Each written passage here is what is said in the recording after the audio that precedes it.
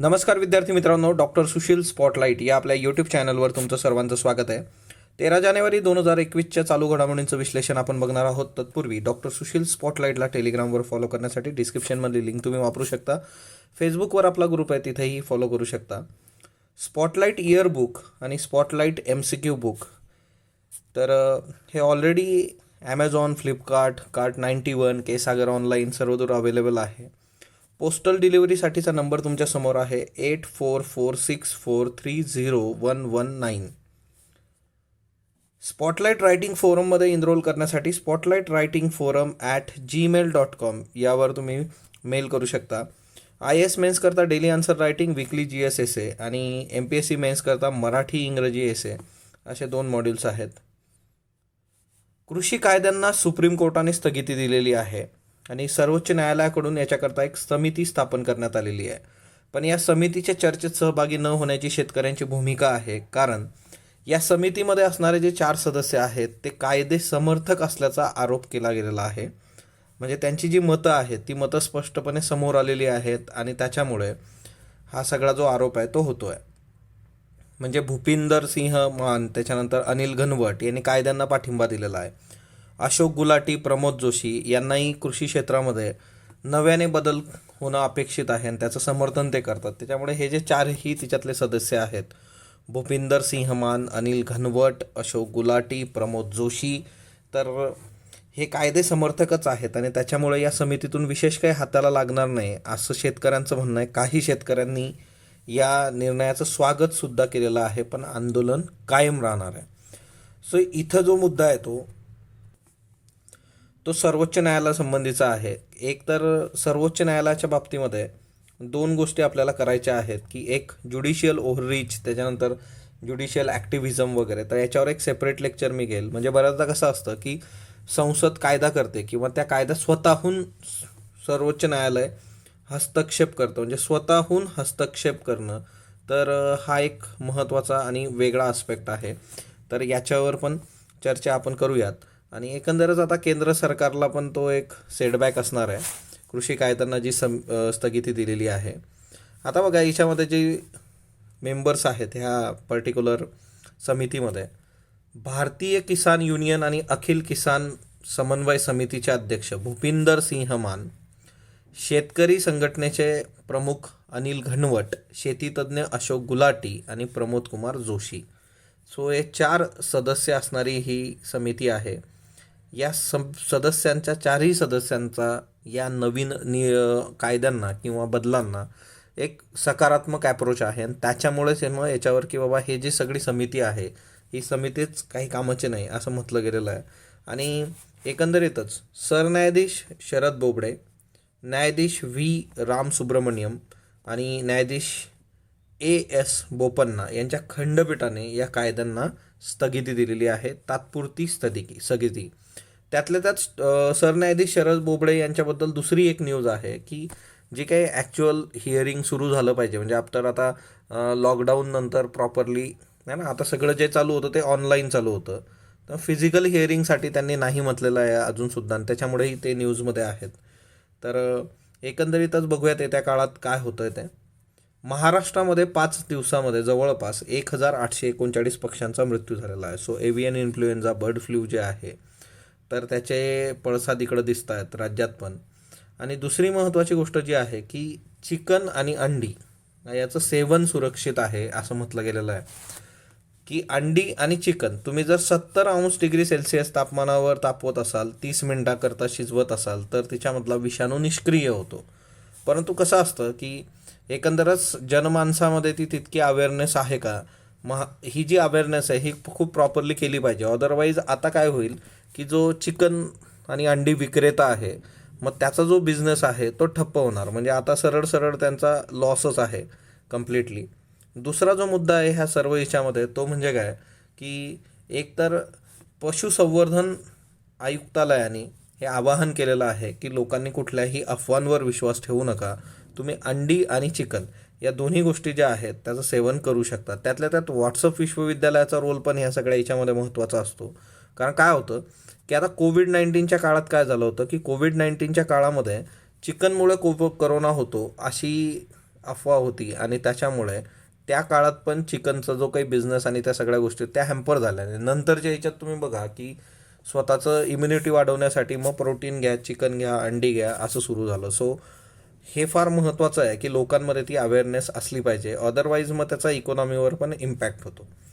आता याच्यात जे आहे की काय खबरदारी आपण घेतली पाहिजे की कावडे असतील, पोपट असतील, बगडे असतील, स्थलांतरित पक्षी असतील किंवा कुक्कुट पक्षी असतील, तर यांचं नेहमीपेक्षा जर अधिक मृत्यू होत असतील तर तुम्ही पशुवैद्यकीय दवाखान्याशी संपर्क साधला पाहिजे. म्हणजे एखाद्याचं समजा फॉर एक्झाम्पल पोल्ट्री फार्म आहे आणि रेग्युलर समजा महिन्यातून 1-2-3 किंवा वीकली 1-2-3 पक्ष्यांचा मृत्यू होतो जनरल, पण जर 10-12 पक्ष्यांचा मृत्यू झाला तर त्या केसमध्ये त्यांनी पटकन पशुवैद्यकीय दवाखान्याशी संपर्क साधणं गरजेचं आहे. आणि दुसरी महत्त्वाची गोष्ट जी आहे की तुम्ही कुठल्याही मृत पक्ष्याला हात न लावणं, त्याचं शवविच्छेदन स्वतः न करणं.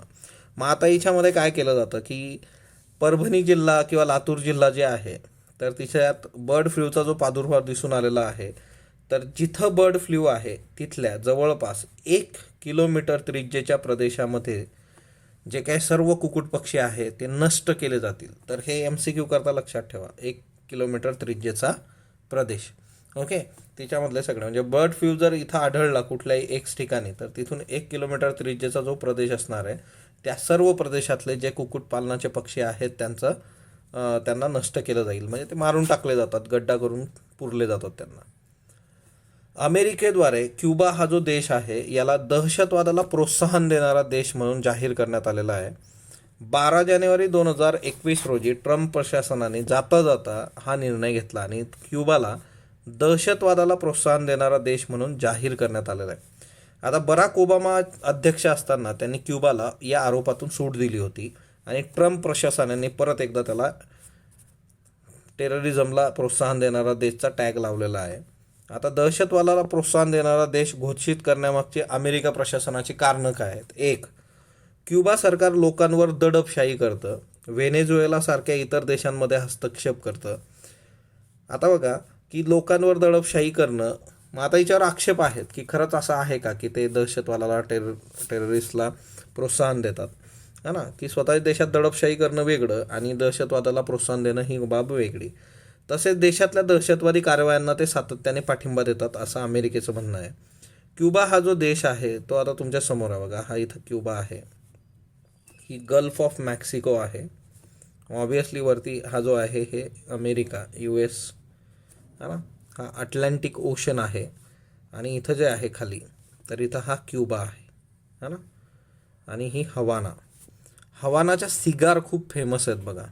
ओके, सो मॅक्सिको है ना, आणि गल्फ ऑफ मॅक्सिकोमुळे ते खूप जास्त आपल्याला क्लिअर आहे. खाली कॅरेबियन सी आहे. म्हणजे क्युबाला जर तुम्ही बघितलं तर water bodies gulf of Mexico, Atlantic ocean आणि कॅरेबियन सी. सो ह्या 3 वॉटर बॉडीज त्याच्या आजूबाजूला आहेत. ओके, ए वरती हा अटलांटिक जो आहे तो B आणि तिसरं जे आहे ते म्हणजे आपलं कॅरेबियन सी, सो C. तुम्हाला तेही विचारलं जाऊ शकतं मग ते कुठल्या वॉटर बॉडीजच्या मध्ये आहे. सो मॅप रिडिंगमध्ये ह्या गोष्टी बघणं अपेक्षित असतं. दुसरा जो मुद्दा आहे ह्या सर्व याच्यातला तो म्हणजे POP संबंधीचा आहे. प्लास्टर ऑफ पॅरिस त्याच्या वापरावरच्या बंदीला स्थगिती दिलेली आहे पर्यावरण मंत्रालय आणि केंद्रीय पर्यावरण मंत्रालय.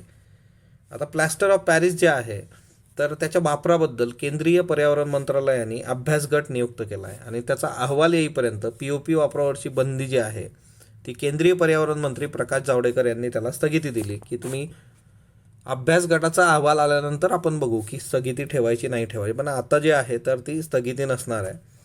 आता याचा महाराष्ट्राच्या बाबतीत इम्पॉर्टन्स असा आहे की आपल्याकडे जो महाराष्ट्रातले जे काही मूर्तिकार आहेत जवळपास 5 लाख मूर्तिकार आणि कारागीर, मग त्यातल्या त्यात महत्त्वाचं गणेश उत्सव आहे. सो गणपती बाप्पाची मूर्ती जी आहे ना, तर त्याच्यासाठी काम करणारे जे मूर्तिकार आहेत त्यांना मोठा फटका याच्यात बसला आहे. पण आता माघी गणपती येत आहेत आणि त्याच्याकरता मग त्या कारागिरांना थोडा रिलीफ याच्यातून मिळू शकतो. प्लास्टर ऑफ पॅरिसचं रासायनिक सूत्र CaSO4 हाफ H2O. तर हे एक लक्षात ठेवा, calcium sulphate with half a molecule of water per molecule of salt hemihydrate. तर हा त्याचा रासायनिक फॉर्म्युला आहे. हा MCQ करता लक्षात ठेवायचा, general science. Okay, so POP जे आहे ते लक्षात ठेवा. त्याच्यानंतर नेक्स्ट वन, आज डोनाल्ड ट्रम्प यांच्याविरुद्ध महाभियोगासाठी प्रतिनिधी गृहामध्ये मतदान होणार आहे आणि मग इथून क्लिअर होईल.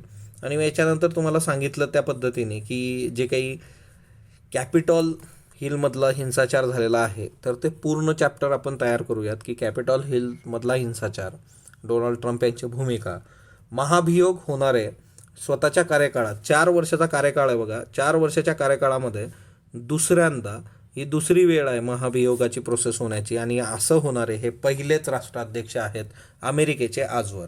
ओके, सो ते बघूयात येत्या काळात मग ते कशा पद्धतीने गोष्टी होतात. ओके, जागतिक आरोग्य संघटनेचं जे पथक आहे ते वुहानला, म्हणजे आज वुहानमध्ये एंट्री करेल किंवा एकंदरीतच सिंगापूर येथून ते वुहानला जात आहे. मग आता WHO जे पथक आहे ते कशासाठी जातं आहे वुहानला, तर कोविड-19 संबंधीचे जे काही रिसर्च आणि त्याचा अभ्यास असेल त्याकरता. सुरुवातीला चीननी ही परवानगी नाकारली होती, तिच्यावरून चीनवर बरीच टीका झाली होती आणि बऱ्याच उशिरा आता त्यांनी ती परवानगी दिली आहे.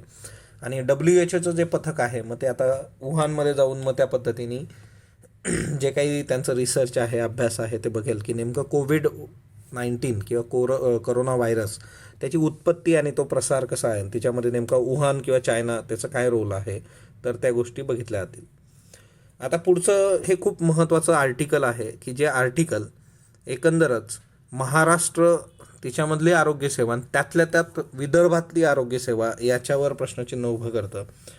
भंडारामधला जो काही सगळा इश्यू झालेला आहे आणि नवजात जी बालकं होती त्यांना, है ना, ते स्वतःचा म्हणजे एकंदरीतच सिच्युएशन अशी आहे की 10 नवजात बालकं आपण गमावली आणि त्याच्यासाठीची जी काही यंत्रणा आहे ती यंत्रणा इतकी म्हणजे कुचकामी आहे की म्हणजे फॉर एक्झाम्पल आता याच्यात त्यांनी काय काय रिझन्स दिलेले आहेत. एक तर भंडारा, गोंदिया, गडचिरोली हे 3 जिल्हे जे आहेत ते कुपोषणग्रस्त आहेत, मागास आहेत आणि याच्यामध्ये बालकं आणि माता दोघी कुपोषण असतं. म्हणजे कुपोषण हा इथला फार बेसिक घटक आहे आणि तिच्यात दोघेही आहेत, म्हणजे बालके आणि माता. आता याच्यात दुसरा जो मुद्दा आहे की याच्यात दोघं तर कुपोषित आहेत, त्याच्याबरोबर की बऱ्यापैकी सगळी जी यंत्रणा आहे ती सरकारी यंत्रणेवरच इथं चालते आणि जे काय आहे सरकारी यंत्रणा वर्क करते. पण याच्यात दुसरा मुद्दा जो आहे की मग अशा परिस्थितीमध्ये जो मागास एरिया आहे जिथं उपकरणांची वानवा आहे, दुसरा जो मुद्दा याच्यात की उपकरणं पण इथं नाही, है ना, म्हणजे इतक्या म्हणजे उपकरणं नसणं, तिथं प्रॉपरली जी काही जॉग्रफी आहे किंवा जो काही समाज आहे त्या सगळ्याचा विचार करता जी सिच्युएशन आहे, डॉक्टर पण तिथं काम करायला तयार नाही आहेत. म्हणजे इथं जर बघितलं तर जवळपास पूर्व विदर्भामध्ये डॉक्टरांची की आणि सगळे याची जवळपास 2136 पदं रिक्त आहेत आणि त्याच्यामुळे एकंदरीतच डॉक्टरांना इथं काम करायला प्रोत्साहित करणं हे एक मोठं चॅलेंज आहे. दुसरी महत्त्वाची गोष्ट जी आहे की जवळपास याच्यामध्ये पूर्व विदर्भामध्ये एप्रिल ते नोव्हेंबर हा जो काळ आहे या काळामध्ये 9,000 बालकं, 1,09,000 बालकांचा जन्म झाला होता. तिच्यातली 18,000 बालकं जी होती ती कमी वजनाची होती, त्याचं वजन कमी होतं. आणि सगळ्यात महत्त्वाची गोष्ट जी आहे की मग मातांच्या बाबतीत पण ते आहे, आदिवासी आणि अविकसित भागामध्ये 37% महिला ज्या आहेत त्या बॉडी मास इंडेक्सचा विचार करतात, त्यांचा BMIS कमी आहे, तुमची हाईट आणि तुमचं वेट, तर तोही एक महत्त्वाचा मुद्दा आहे. उपकरणं कमी असल्यामुळे एकेका वार्मरमध्ये परत परत चेंजेस करून मुलं ठेवावी लागतात, तर ते एक चॅलेंज आहे. बऱ्याचदा मग परिचारिका किंवा ते तिथला जो स्टाफ आहे त्यांचं लक्ष नसतं. आता बघा, किमान 4 बालकांमागे 1 परिचारिका असली पाहिजे. ओके, तर हे MCQ करता लक्षात ठेवा, है ना. 4:1 म्हणजे 4 बालके आणि 1 परिचारिका. आपण मागे जर बघितलं होतं WHOचं हे होतं बघा, डॉक्टर आणि नर्स किंवा डॉक्टर आणि परिचारिका यांचं प्रमाण काय बरं, एकास किती, एका डॉक्टर मागे किती नर्स, तर हे प्रमाण किती ते तुम्हाला चॅट बॉक्समध्ये सांगाल, कमेंट बॉक्समध्ये, कारण हे आपण बघितलं होतं. ओके, सो ह्या ज्या एडिटोरियलचा फायदा हाच असतो की याच्यातून असे महत्त्वाचे जे फॅक्ट्स असतात ते आपल्याला मिळतात. त्याच्यानंतर दुसरा जो मुद्दा आहे की आता बऱ्याचदा इथं जे काही उपकरणं घेतले जातात तर ते केंद्रीय याच्यातून मग कॉन्ट्रॅक्ट्स असतात, तर बऱ्याचदा ते कॉन्ट्रॅक्टर ते उपकरणं देतात आणि नंतर परतच येत नाही. म्हणजे कॉन्ट्रॅक्टमध्ये उपकरणं तुम्हाला रिपेअर करणं ते पण असतं की बाबा उद्या जर काही त्याच्यामध्ये इश्यू असेल तर तो रिपेअर करून द्यायचं, पण कुणी ते येत नाही. आणि त्याच्यामुळे मग ती जर उपकरणं काम करत नसतील तर ती कशी रिपेअर करायची, हा पण प्रश्न स्थानिक अधिकाऱ्यांसमोर राहतो. म्हणजे शेवटी कसं आहे ना, की टाळी एका हाताने वाजत नाही. तुम्ही असं म्हणू शकत नाही की तिथला अधिकारी वर्ग किंवा डॉक्टर किंवा ती व्यवस्था ती 100% तीच दोषी आहे. याच्यामध्ये बरेचसे लूपहोल्स आहेत. मग हे धोरणात्मक आहे, है ना. तर हा एक खूप महत्त्वाचा मुद्दा आहे. ओके. आणि एकंदरीतच इथून पुढं आपण ह्या गोष्टी केल्या पाहिजेत. मग याच्यात ती जी गोष्ट आहे की धोरणात्मक हलगर्जी, है ना. मग याच्यामध्ये पॉलिसी मेकिंगचाच मेजर इश्यू आहे, पॉलिसी इम्प्लिमेंटेशनचा इश्यू आहे, तर तो तुम्ही वर्क केला पाहिजे. तर हे महत्त्वाचं होतं बघा. अंगणवाडी सेविकांना दिलासा देणारा ओंबासे पॅटर्न, डॉक्टर सचिन ओंबासे, महाराष्ट्राचे IAS बघा, है ना. हे पण एक हिस्ट्री जी काही स्टोरी आहे यांची ती पण भारी आहे, है ना. एकंदर स्ट्रगल UPSCचं. डॉक्टर सचिन ओंबासे यांनी काय केलेलं आहे की वर्ध्यामध्ये त्यांनी हे ज्या अंगणवाडी कर्मचारी असतात त्या अंगणवाडी कर्मचाऱ्यांना एक त्यांचं जे काही वेतन आणि त्या सगळ्या गोष्टी होत्या की सेवानिवृत्ती झाल्यानंतर ते सगळं जे काही भत्ते वगैरे असतील तर त्याच्यासाठी कसं होतं ना, एका टेबलवरून दुसऱ्या टेबलवर फाईल जायची, A वरून B वर, B वरून C वर, आणि ते डिपार्टमेंट, आणि मग त्या बराच वेळ खाऊ प्रक्रिया होती. तर आता यांनी काय केलं, ओंबासे पॅटर्न म्हणजे काय, ऑनलाईन पोर्टल सुरू केलं त्याच्यासाठी. सो ऑनलाईन पोर्टल जे आहे त्या ऑनलाईन पोर्टलमुळे या ज्या अंगणवाडी कर्मचारी काय आहेत यांना पटकन जे आहे तर ते कमी वेळामध्ये त्यांचं जे काही भत्ते आणि जे काही आहे सगळं ते मिळेल. आणि यालाच तुम्ही गुड गव्हर्नन्सचं मॉडेल म्हणू शकता. तर अशी उदाहरणं तुम्ही घेतली पाहिजेत, ही खूप हेल्पफुल असतात इन केस ऑफ GS असेल, इन केस ऑफ SA असेल. सो ऑनलाईन पोर्टल एक लक्षात ठेवा. फक्त या पोर्टलचं नाव वगैरे टिपिकल आलेलं नाही, तर ते MCQला पण आपल्याला विचारलं गेलं असतं. आता बघा, राज्यपाल पदाच्या प्रलोभनातून निवृत्त न्यायाधीशाची कोट्यावधींची फसवणूक. जवळपास निवृत्त न्यायाधीश महिला आहेत त्यांची 8.8 कोटी रुपयाची फसवणूक झालेली आहे. म्हणजे निवृत्त न्यायाधीश असणाऱ्या व्यक्तीची अशा पद्धतीने भारतात फसवणूक होते. म्हणजे विचार करा की सामान्य माणसाची काय परिस्थिती असेल. आणि दुसरीकडे जे काय असतं की राजकीय महत्त्वाकांक्षेचं हे एक चांगलं एक्झाम्पल आहे. मग तुम्ही विचार करू शकता की ज्या ॲक्च्युअल राजकारणामध्ये आहेत त्यांच्या महत्त्वाकांक्षा किती हिच्यावर असतील. सो त्याच्याकरता फक्त ही एक न्यूज घेतली की, है ना, आम्हीच दाखवलं गेलं की बाबा आम्ही तुम्हाला राज्यपाल बनवू शकतो आणि त्यासाठी आम्ही फिल्डिंग लावू सगळी, आणि 8.8 कोटी रुपये, है ना, दिले. आता विचार करा, निवृत्त महिला न्यायाधीश, आता फक्त यांच्या घरी आधी जहागीरदारी होती माहीत नाही, पण एखादी व्यक्ती निवृत्त न्यायाधीश 8.8 कोटी समोरच्याला देते. म्हणजे विचार करा की, है ना. मग इथं परत प्रश्नचिन्ह उभं राहतं की भ्रष्टाचार आणि ते, मग भ्रष्ट न्याय यंत्रणा, मग ती ज्युडिशियरीपर्यंत जाणार ती. म्हणजे ह्या मॅडम ज्या पद्धतीने न्याय देशाचं काम करत होत्या तिच्यावरच प्रश्नचिन्ह उभं राहील. त्याच्यानंतर बिहू हा जो फेस्टिवल आहे आसाममधला आहे बघा, आणि त्याचं जे काही सेलिब्रेशन आहे त्याच्याकरता हे स्ट्रक्चर इथं बनलेलं आहे बघा. हे स्ट्रक्चर जे तुम्हाला दिसतं आहे की याच्यावर पालापाचोळा लावलेला आहे सुकलेला, आणि हे कसं ख्रिसमस ट्री सारखं आहे हे स्ट्रक्चर. तर हे प्रकरण काय, याला म्हटलं जातं मेजी. ओके, याला काय म्हटलं जातं, मेजी म्हटलं जातं. स्ट्रॉ अँड ड्राईड लिव्स, म्हणजे जे काही सुकलेली पानं असतात आणि जो काही स्ट्रॉ आहे त्याच्यापासून हे बनलेलं आहे. मेजी MCQ करता लक्षात ठेवा, मेजी ही जे स्ट्रक्चर आहे ते बिहूशी संबंधित आहे. माघ बिहू, माघ महिना, त्याच्यामुळे हे माघी गणपती फेस्टिवल पण आहे. आपण आत्ताच प्लॅस्टर ऑफ पॅरिसमध्ये बघितलं.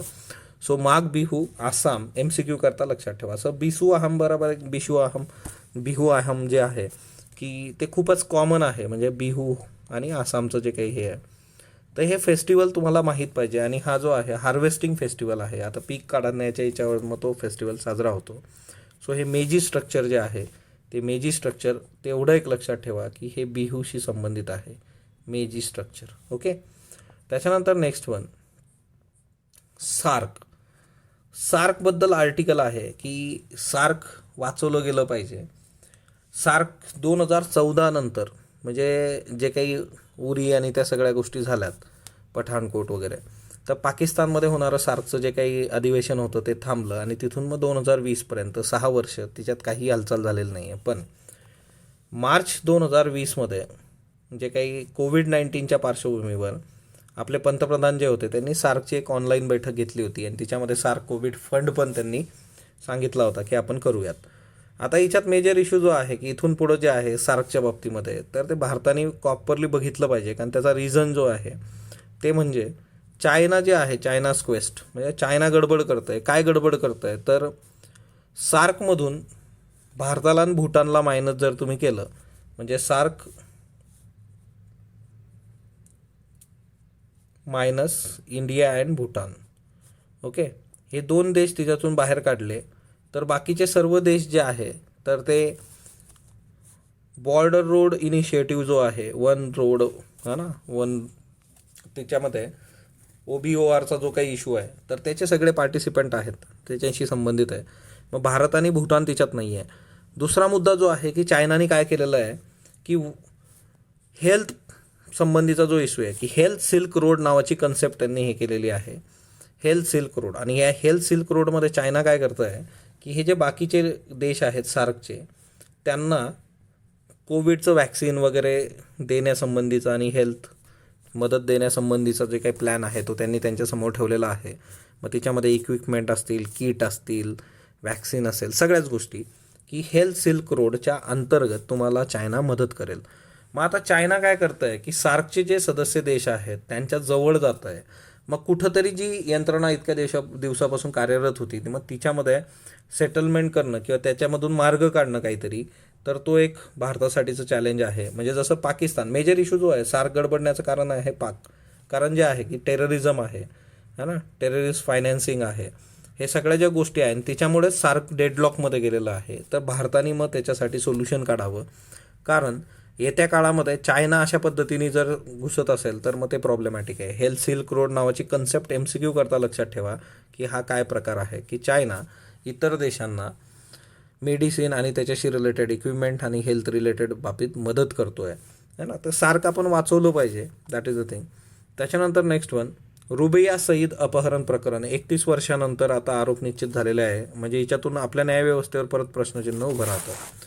माजी केंद्रीय गृहमंत्री मुफ्ती मोहम्मद सईद यांची जी कन्या होती रुबिया सईद, हिचं JKLF म्हणजे काय, जम्मू काश्मीर मुक्ती संघटना, यांनी 8 डिसेंबर 1989 रोजी अपहरण केलं होतं.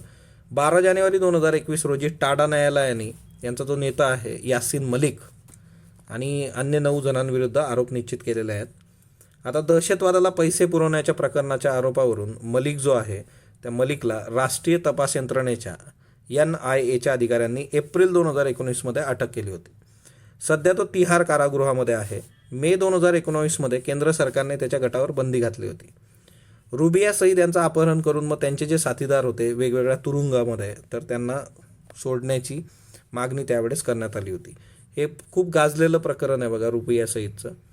त्याच्यानंतर कालचे प्रश्न बघा, संजय तलाव कुठं आहे? दिल्ली. हिमाचल प्रदेश पोंग डॅम आहे इथं, चंदीगडमध्ये सुकना आहे, जम्मू काश्मीरमध्ये डल. सो हे सगळे या बर्ड फ्लूमध्ये न्यूजमध्ये होते बघा. भंडारा जिल्ह्यातलं जे शिशु केअर कक्षाला आग लागली होती तर त्याची सखोल चौकशी करण्यासाठी समिती जी नेमलेली आहे ती डॉक्टर संजय कुमार समिती. डॉक्टर साधना तायडे समिती ह्या महाराष्ट्राचे जे आरोग्यमंत्री आहेत तर त्यांनी ही आधी घोषणा केली होती, परंतु मुख्यमंत्र्यांनी याच्याऐवजी डॉक्टर संजय कुमार समिती नेमलेली आहे. नेक्स्ट वन, ब्रिटिश राजा पंचम जॉर्ज जे आहे त्यांनी भारतीय चलन पद्धतीत बदल करण्यासाठी 1925मध्ये कोणत्या कमिशनची स्थापना केली? Royal commission. डॉक्टर बाबासाहेब आंबेडकरांबाबत बिनचूक विधान निवडा. 1923मध्ये लंडनमध्ये रुपयाची समस्या, त्याचे मूळ व त्यावरील उपाय हा प्रबंध लिहिला. भारतातील रिझर्व्ह बँकेच्या स्थापना होण्यामागे मूळ कारण डॉक्टर बाबासाहेब आंबेडकरांचा 1923मधील प्रबंध हा होय. फक्त फक्त ब यापैकी नाही. बिनचूक विधान ओळखा. रिझर्व्ह बँकेच्या बोधचिन्हाबद्दल योग्य विधान निवडा. सर्वप्रथम बोधचिन्हात ताडाचे झाड व सिंह होता. 23 फेब्रुवारी 1935मध्ये बोधचिन्हातील सिंहाची जागा वाघाने घेतली. बोधचिन्हातील वाघ हे चपलतेचं व स्वतंत्रतेचं चिन्ह, तर ताडाचं झाड हे सुबत्तेचं चिन्ह आहे. फक्त क, फक्त क आणि क. ओके, सॉरी, तुम्हाला उत्तर सांगायची होती. हे दोन्ही स्टेटमेंट बरोबर आहे बघा. Royal commission, okay. तर हा प्रबंध आणि RBIचा बेस जो आहे तो प्रबंधच आहे. बोधचिन्हाच्या बाबतीमध्ये बघा, बोध चिन्ह तर तिन्ही स्टेटमेंट योग्य आहे. आधी सिंह होता, मग त्याची जागा वाघाने घेतली आणि मग ते चिन्ह. सो अ ब क तीनही स्टेटमेंट योग्य आहेत. तर ते एक लक्षात असू देत. त्याच्यानंतर आजचे प्रश्न घ्या. झुकू व्हॅली जी आहे ती खालीलपैकी कोणत्या राज्यांच्या सीमेवर आहे? उत्तराखंड, उत्तर प्रदेश, पंजाब, हरियाणा, महाराष्ट्र, गुजरात, मणिपूर, नागालँड. महाराष्ट्रात गाढवांना ठेवण्यासाठी सर्वाधिक कोंडवाडे आहेत. India Project for Animal and Nature ही संस्था तामिळनाडूत आहे. फक्त अयोग्य, फक्त ब योग्य, अब योग्य यापैकी नाही. 2021-22 या आर्थिक वर्षाच्या अर्थसंकल्पाच्या प्रतींची छपाई केली जाणार नाही. स्वातंत्र्यानंतर प्रथमच 2021-22चा अर्थसंकल्प छापील स्वरूपात नसेल. फक्त अ बिनचूक, ब बिनचूक, दोन्ही बिनचूक, दोन्ही चूक. प्रोजेक्ट व्हिस्टा अंतर्गत उभारल्या जाणाऱ्या संसदेच्या इमारतीत राजस्थानच्या लाल धोलपुरी दगडाचा वापर केला जाणार आहे. सध्याची संसदेची इमारत इडविन ल्युटन्स आणि हर्बर्ट बेकर या फ्रेंच व्यक्तींनी बांधलेली आहे. फक्त अयोग्य, ब योग्य, दोन्ही योग्य यापैकी नाही. महाराष्ट्रात राज्य बाल आयोगाची स्थापना कधी झाली? 2005, 2007, 2009, 2012. याची उत्तर तुम्ही कमेंट बॉक्समध्ये देणार आहात. स्पॉटलाईटला जो तुम्ही प्रतिसाद देता त्याबद्दल मी आपला आभारी आहे. स्पॉटलाईटला लाईक करा, शेअर करा, सबस्क्राईब करा. धन्यवाद विद्यार्थी मित्रांनो.